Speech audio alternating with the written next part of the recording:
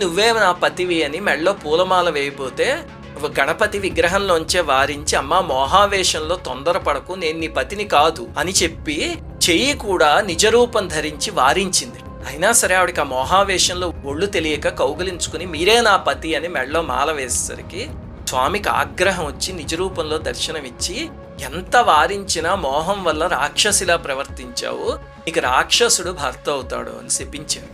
ఆమె బాధపడి ఏడ్చింది. ఋషులు కూడా స్వామి విష్ణువుని చేరుకోవాలనే ఆతృతలో అలా చేసింది తప్ప కామంతో కాదు, అనుగ్రహించండి అంటే సరే ఈమె మాలే విష్ణువుకి అన్నిటికన్నా పరమప్రీతి అవుతుంది అని ఆశీర్వదించాడు.